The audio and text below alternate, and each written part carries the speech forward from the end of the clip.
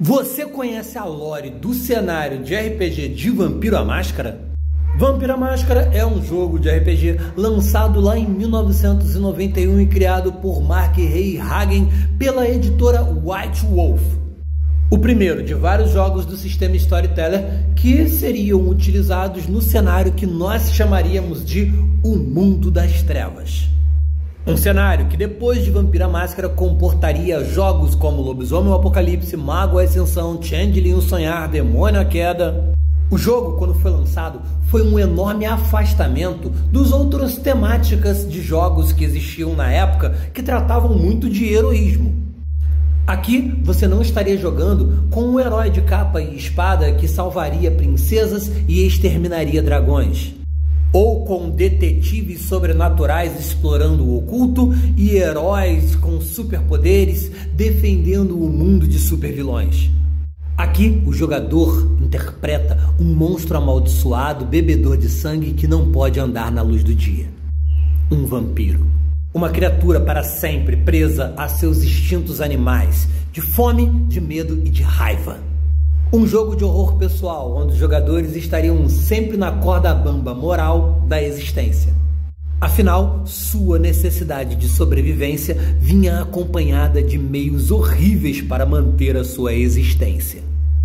Com a maior parte dos vampiros vivendo em cidades, onde eles estabeleciam uma sociedade com leis e regras, as tradições. Tradições essas que seriam mantidas graças à presença de uma liderança na forma de um príncipe em cada uma das cidades. O príncipe é um vampiro que reivindicou um domínio, no caso, na maioria das vezes, uma cidade. E essa sociedade é uma constante manipulação política paranoica, onde os cainitas estariam ali o tempo inteiro disputando sangue, poder e território. Sim, eu disse cainitas, pois todos os vampiros são descendentes do primeiro vampiro, Caim.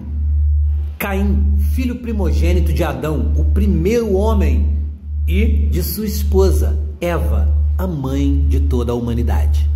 Caim também foi o irmão mais velho de Abel e de Sete.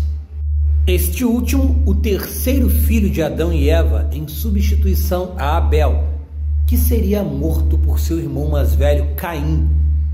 Abel, então, seria o primeiro óbito por um assassinato no mundo. Mas por que Caim eliminou seu irmão mais novo? Afinal de contas, aos olhos de Caim, Abel era um homem sábio, forte, doce. O segundo filho de Adão e Eva, que cuidava dos animais e sacrificava o filhote mais forte no altar para Deus. Por sua vez, o próprio Abel acabou então sendo sacrificado por Caim. Caim provavelmente sentiu que o sangue de Abel seria o melhor sacrifício possível para Deus. Uma ação que Caim justifica que foi por amor. Afinal de contas, houve uma certa rejeição a todos os sacrifícios que Caim, enquanto agricultor, oferecia a Deus. Possivelmente, Caim assim imaginou que esse ato seria um ato de amor, quando na verdade, muito provavelmente, foi um ato de ódio gerado por ciúmes e inveja. Ele quis usar esse ato de eliminar o seu irmão Abel, oferecendo-o como sacrifício a Deus, para eliminar a sua vergonha e transformá-la em orgulho. O que no fim culminou no fato de Caim ser de fato rejeitado no final das contas. Seu pai, Adão, o baniu para as chamadas Terras de Nod, um lugar a leste do Éden onde é escuro o tempo inteiro, e Caim ali sentiria medo e solidão. Mas Deus chegou a se apiedar de Caim e mandou os seus anjos para falar com ele, para que ele pudesse se redimir.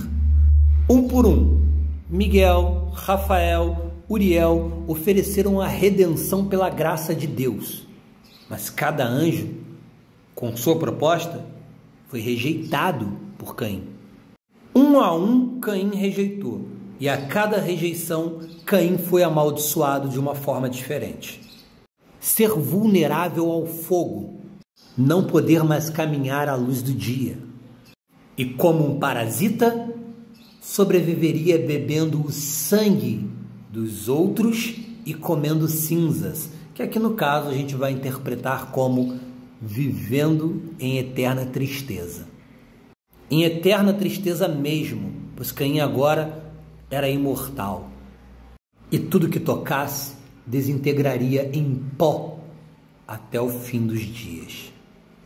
Mas um último anjo veio a Caim, o anjo Gabriel, Senhor da misericórdia, e ofereceu a Caim uma última saída de Deus. A Golconda, do qual ele deveria contar aos seus filhos para que eles pudessem encontrar de volta a luz. Sim, filhos, pois Caim aprenderia a passar à frente a sua maldição, criando assim gerações daquilo que ele havia se tornado, gerações de vampiros. E em algum momento após a morte de Abel, Adão e Eva gerariam seu terceiro filho, Sete, que seria o ancestral de toda a humanidade. A humanidade então seriam os filhos de Sete, que os vampiros chamariam de o rebanho. Vagando por Nod, Caim acabou encontrando Lilith, aquela que foi a primeira esposa de Adão antes de Eva, criada para ser igual a Adão, em sabedoria e em poder. E por isso, talvez, por conta dessa equivalência em Adão e Lilith, Lilith simplesmente quis se separar de Adão, e por conta disso acabou sendo banida do Éden para as terras de Nod. E foi amaldiçoada a nunca conhecer o amor. Toda criatura que Lilith amasse não poderia nunca amá-la de volta. E Lilith, com toda a sua sabedoria, ela era uma desperta. Ela conseguia ver as tramas, o tecido de toda a realidade. E sabia como mexer nessas tramas, nessas linhas que formam a realidade. Lilith era um mago. E quando encontrou Caim, vendo que ele passava frio e fome, o acalentou e trouxe para dentro da sua casa. E com o tempo, eles se tornaram amantes. Quando Caim percebeu que Lilith possuía poderes, ele implorou para que ela o ensinasse a ver o mundo da forma que ela via. Ela despertou então Caim. Ela se cortou com uma faca sagrada, despejando seu sangue em uma tigela, e deu para que Caim pudesse beber de seu sangue. Caim despertou, e aí foi nesse momento em que os anjos de Deus vieram ofertar a Caim a misericórdia de Deus. E Caim rejeitou e foi sendo amaldiçoado a cada rejeição. Mas desperto e com a ajuda de Lilith, Caim percebeu que o poder do seu sangue era enorme e esse poder poderia fazer com que ele desenvolvesse novos poderes.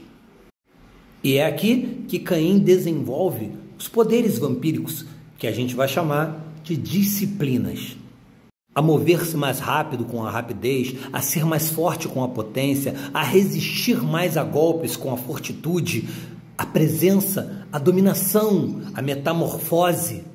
E depois que Caim conseguiu essa gama imensa de poderes, ele abandonou Lilith, deixando ela novamente sozinha nas terras de Nod. Com o tempo, Caim encontraria a humanidade e passaria adiante a maldição do vampirismo. Mas isso daí é uma outra história.